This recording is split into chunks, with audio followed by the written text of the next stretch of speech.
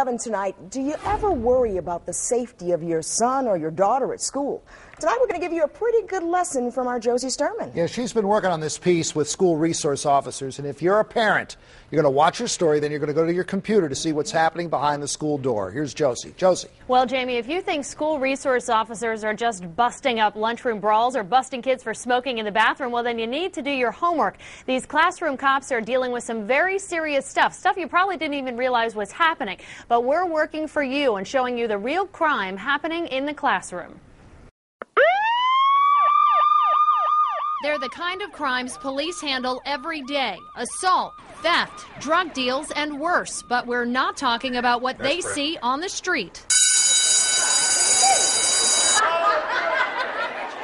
This is all happening inside the classroom. The average mom and dad would be shocked to see what their kids are doing in schools. We were shocked, too. An ABC 2 News investigation turned up tons of arrests for everything from sex offenses to robbery inside our local schools. We're taking a closer look at all that crime, but also the men and women who answer the calls. When you're an SRO, you are the sheriff of the school. A sheriff who may be invisible to those outside the school walls. Because we know what you did.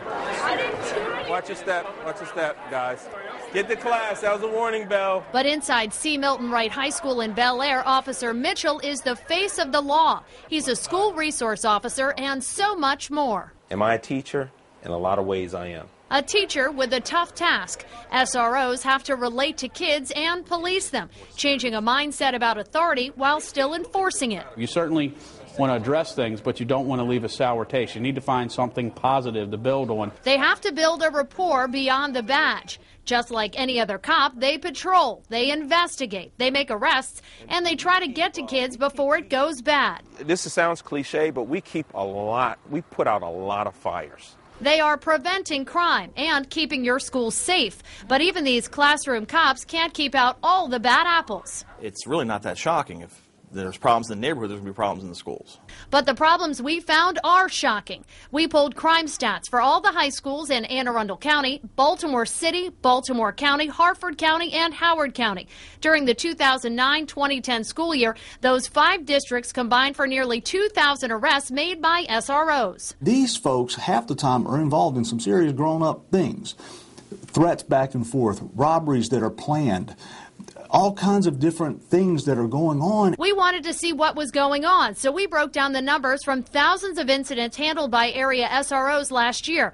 We found these crimes were the most common: assault, drug violations, disorderly conduct, theft, and weapons charges. I think this stuff's always been around. It's just never been really publicized. And neither has the role of an SRO. They may be working with kids, but as our investigation found, that doesn't mean they're babysitting. We're full-service police. That's why we're fully uniformed, all the police equipment. We want to deter people who want to do harm from coming in. And some of those people are already roaming the halls, but SROs can't treat them like lost causes. For school cops, it's not about using the cuffs. It's about catching these kids before they turn to crime long term. You're going to try to create that relationship to let them know that, hey, yeah, you messed up, but there is a better life. A young life full of possibility. So that's why SROs like Officer Mitchell think of it as a badge of honor to serve and protect their students. That holds a big weight with me.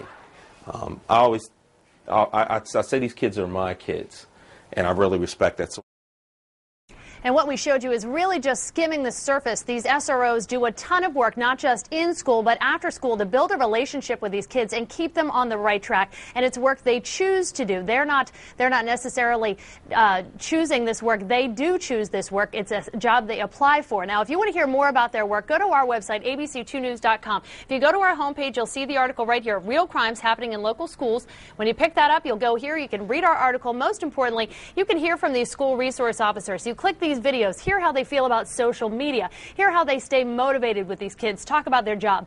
Most importantly, though, on this page, great feature, View Crime Stats by School. This is the showstopper for this part of the website. We have broken down all the local public high schools. You can click on the area you live in. You'll be able to see the name of the high school at the top, go through, see how many incidents they had, and also how many arrests. We total them up for you at the bottom. That way you can go through and see exactly what's happening in the school that applies to you. That's on our website, abc2news.com. Josie Sturman, ABC 2 News.